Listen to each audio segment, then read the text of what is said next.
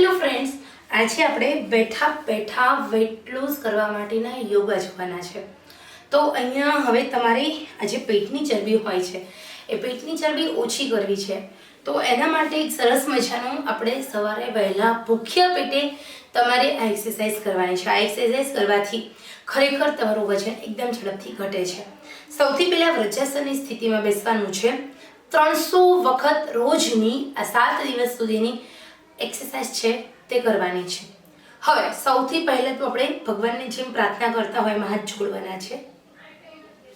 તે પછી આપણે ઢીચણ અડવાના છે અને તમારું જે માથું હોય એ અહીંયા જમીનને ટચ કરવાનું છે. ન થાય તો કાંઈ જ વાંધો નહીં, જેટલું બેન્ડ થાય એટલું તમારે બેન્ડ થવાનું છે. તમારા સાથળ પાસે તમારું પેટ ભીસાશે. આ જે આપણો ભાગ હોય છે પગનો એની સાથે ધીરે ધીરે તમારા પેટના સ્નાયુ અંદરની સાઈડ ખેંચાણ અનુભવશે, સ્નાયુ સ્ટ્રોંગ થશે, જેના કારણે નેચરલ રીતે તમારું પેટ ઓછું થશે.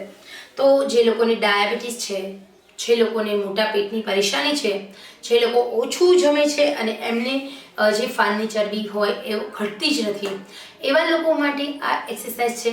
પાચન તંત્ર આ એક્સરસાઇઝથી સ્ટ્રોંગ થવાનું છે. તો સ્ટાર્ટ. ઢીચણ પાસે આપણા બંને હાથ વાળેલા રાખવાના છે, ટટ્ટાર બેસવાનું.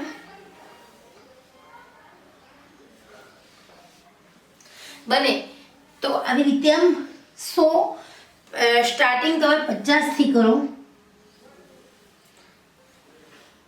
એક સાથે 300 વાર કન્ટિન્યુ નહીં કરો. તો આજે પહેલો દિવસ છે તો આજે તમે 50 વખત ટ્રાય કરો. ઓકે, જેમ તમારો પેટનો ભાગ અંદર જતો જશે એમ તમને આ કરવામાં મજા આવશે. બીજા દિવસે 60 કરવાની છે. ત્રીજા દિવસે આ યોગાને 70 સુધી લઈ જાઓ. એમ કરી અને તમે 10 થી 15 દિવસમાં 300 સુધી આ એક યોગા કરો. આ એક જ વસ્તુ કરો, બીજી કોઈ જ વસ્તુ નહીં. આનાથી તમારું પેટ એકદમ સરસ અંદર જશે.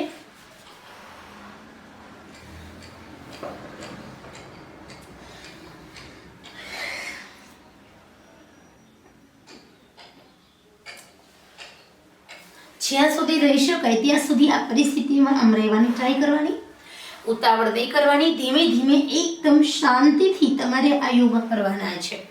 ખરેખર આ યોગા બહુ સરસ મજાના છે. આ એક જ યોગાથી તમારું 7 જ દિવસની અંદર લગભગ પેટની ચરબી ગાયબ થઈ જશે.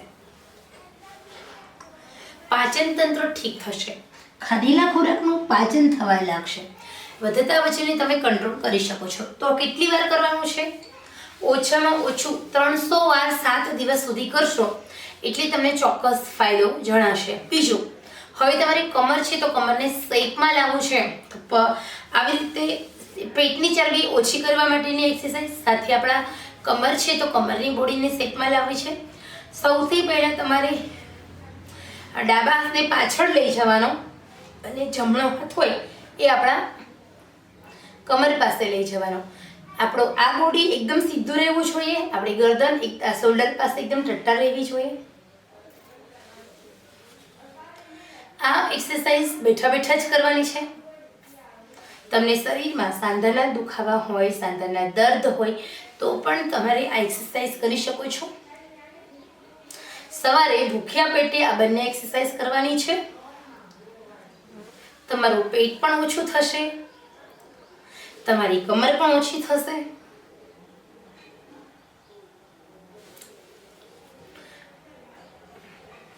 જે સાઈડમાં ચરબી હોય છે, જે કમર પાસે જે ટાયર થઈ ગયો છે અને પાચન તંત્ર મજબૂત થશે. તમે બધી જ વસ્તુ ખાતા પીતા તમે વજન ઘટાડી શકો છો. કેટલી વાર કરવાનું છે? આ પણ આપણે 300 વાર કરીશું.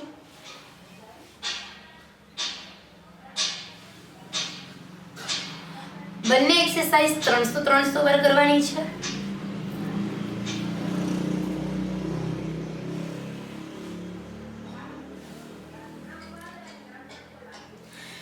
ખરેખર આ બંને એક્સરસાઇઝ એવી છે કે જેનાથી ખરેખર તમને ઘણા બધા ફાયદાઓ થશે. તો હવે આપણે ત્રીજી જે એક્સરસાઇઝ છે એ કરીશું, જેનાથી તમારું પેટ, કમર ઘણું બધું ઘટવાનું છે. તો સૌથી પહેલાં તો આપણે પલોઠી વાળી એકદમ ટટ્ટાર બેસી જવાનું છે. બંને હાથને આમ સીધા રાખવાના છે. અને આપણું શરીરની પાછળની સાઈડ બસ આ જ રીતે ખેંચવાનું છે. આ એક્સરસાઇઝ કરવાથી તમારું કરોડરજ્જુ એકદમ મજબૂત થાય છે. શ્વાસ રોકી રાખવાનો, ધીરે ધીરે શ્વાસ છોડવાનો. હવે શ્વાસ ભરવાનો છે. શ્વાસ રોકી રાખો, ધીરે ધીરે શ્વાસ છોડો. આ એક્સરસાઇઝ રોજ 10 વખત કરવાથી કમરના દર્દ થતા નથી. તો ખરેખર આ 3 એક્સરસાઇઝ એવી છે કે જે કમર અને આપણી જે બેલી ફેટ હોય છે, જે ટમી હોય છે, એના માટે છે. 40 વર્ષ પછી દરેક સ્ત્રીઓની પાચન શક્તિ નબળી પડતી હોય છે. તો જો એ લોકો આ એક્સરસાઇઝ કરશે તો એમનું પાચન તંત્ર સારું રહેશે, વધતી ઉંમરની અસર ઓછી જણાશે, મેનોપોઝ દરમિયાન જે કમરના દર્દ થાય છે એ નહીં થાય, શરીર તમારું સ્ટ્રોંગ બને છે, શરીરના સ્નાયુ મજબૂત થાય છે. સાથે તમારા ભોજનની અંદર કેલ્શિયમ, પ્રોટીન અને ફાઇબરવાળો આહાર સામેલ કરો. 40 વર્ષ પછી દરેક સ્ત્રીઓએ પોતાના માટે સમય ફાળવવો જોઈએ. ભલે ઠેકડા માંડીને આપણે યોગા એક્સરસાઇઝ ન કરી શકીએ, જીમમાં નહીં જઈ શકીએ, દરેક સ્ટુડન્ટ્સ આ એક્સરસાઇઝ કરવી જોઈએ. દરેક વર્કિંગ વુમન છે, હાઉસવાઈફ છે, દરેક સ્ત્રીઓ જો આ રોજના રૂટીન લાઈફમાં આ એક્સરસાઇઝ કરશે તો એમને ક્યારે હોસ્પિટલ જવું નહીં પડે. પહેલું સુખ તે જાતે નર્યા. થોડું મેડિટેશન કરો, થોડા યોગા કરો અને ખાનપાનમાં પોષક તત્વથી ભરેલો આહાર ખાઓ. ભરપૂર પ્રમાણમાં પાલકનું સેવન કરો. ભરપૂર પ્રમાણમાં ફુદીના, કોથમીર, આદુ, લીંબુ આ જે નેચરલ હર્બ છે એનું સેવન કરો. બટેકા, પીઝા, બર્ગર ઓછું ખાઓ અને વીકમાં 1-2 વાર કઠોળ ખાઓ. નહીં યુરિક એસિડ વધે, નહીં શુગરના પ્રોબ્લેમ્સ થાય. સાથે સાથે થોડું ડાયટ ફોલો કરો. ડાયટની અંદર લીલા શાકભાજી વધારે પ્રમાણમાં ખાઓ. શાકભાજી કયા બાફીને ખાવાના છે કુકરમાં, કયા નથી બાફવાના એ પણ તમે જાણી લો. જો તમે પાલક છે તો પાલકને કુકરમાં બાફવાથી પાલકના પોષક તત્વો નાશ પામે છે અને આપણને સ્ટોન એટલે કે કિડનીની અંદર સ્ટોન એટલે કિડનીની અંદર પથરીની સમસ્યા રહેતી હોય છે. બટેકાને કુકરમાં બાફીને ન ખાવા જોઈએ. બટેકામાં સ્ટાર્ચનું પ્રમાણ વધી જાય છે જેના કારણે પાચન તંત્ર આપણું નબળું પાડે છે. તો બટેકા હંમેશા શેકીને ખાવા જોઈએ અથવા તો એનું કઢાઈમાં ઢાંક્યા વગર શાક બનાવો. કુકરમાં ન બનાવવું જોઈએ. જો આવું નાની નાની વાતોનું ધ્યાન રાખશો તો કઠોળ પલાળો અને એ કઠોળને કુકરમાં ન બાફો.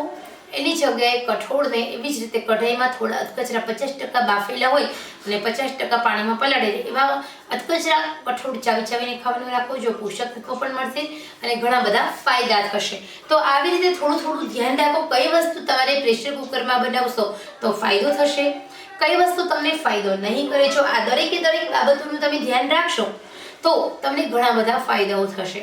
તો આ નાની નાની માહિતી ચોક્કસ તમારા ગ્રુપમાં, તમારા ફેમિલી મેમ્બરમાં દરેક લેડી સુધી પહોંચાડો. સાચી માહિતી મળશે. ખરેખર એમને પણ ખબર પડશે કે આપણી હેલ્થ માટે આપણે શું કરવું જોઈએ તો આપણે ખોટા હોસ્પિટલના ખર્ચ બચી જશે. તો ખરેખર સહેલીઓ તમારા માટે જે ઇન્ફોર્મેશન છે તૃપ્તિબેનની 100% પરફેક્ટ છે, સચોટ છે. પહેલું સુખ તે જાતે નરે. તો મારી ફૂડ સેવાની દરેક મારી વહાલી બહેનો મેં આ ઇન્ફોર્મેશન તમારા સુધી પહોંચાડી. હવે તમે પણ તમારા ગ્રુપમાં, તમારા ફેમિલી ફ્રેન્ડ સુધી, તમારી જે સહેલીઓ છે, તમારી સિસ્ટર છે, તમારી સિસ્ટર ઇનલો છે, તમારી મધર ઇનલો છે, એ લોકોને પહોંચાડો. ખરેખર ઉપયોગી માહિતી છે. પસંદ આવે તો લાઈક, શેર, સબસ્ક્રાઈબ દિલથી કરશો અને હા, એક કમેન્ટ્સ અવશ્ય કરશો. ચલો આપણે ફરી મળીએ નવા જ ઉપયોગી વિડીયો સાથે. ત્યાં સુધી